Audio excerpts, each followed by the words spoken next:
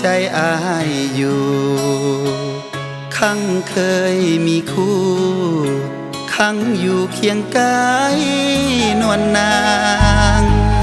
จากเจ้ามาน้ำตาของอายลิ้นหลังแสนฮักแสนห่วงน้องนางความหลังฝังใจเหนียวแน่นบ้านโพนเป็นโพนฝังใจอายอยู่ขังเคยมีคู่ซื่นสู่กับน้องมันแก่นห้องเพลงมาหัวใจฝากไว้ให้แฟนบ้านโพนฝังใจเหนียวแน่นเป็นแฟนกับน้องจนตายเมืองโพนโพบ้านโพนนับว่าเป็นหนึ่งสาวงามทราบซึ้งดูดดึงหัวใจของอายอยู่เวียงจันทร์ทุกวันฝันเห็นบ่วายยามนอนฝันเกี่ยวดวงใจ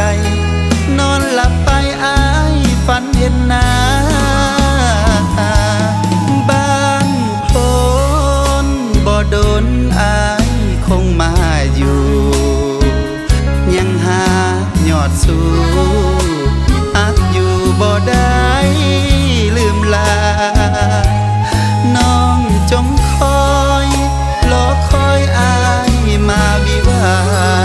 ปีนี้หรือว่าปีหน้า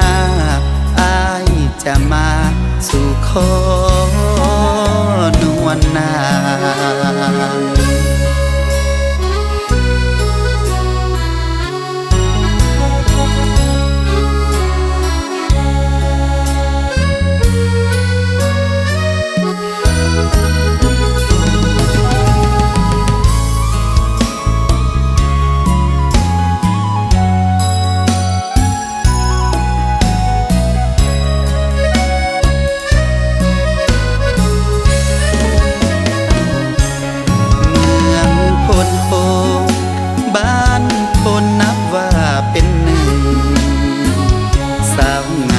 ทราบซึ้ง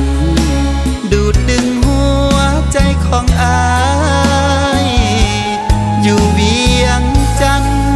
ทุกวันฝันเห็นบ่วายยามนอนฝันเกี่ยวดวงใจนอนหลับไปอายฝันเห็นหน้าบ้านโพนบ่โดนอายคงมาอยู่ยังหายอดสู้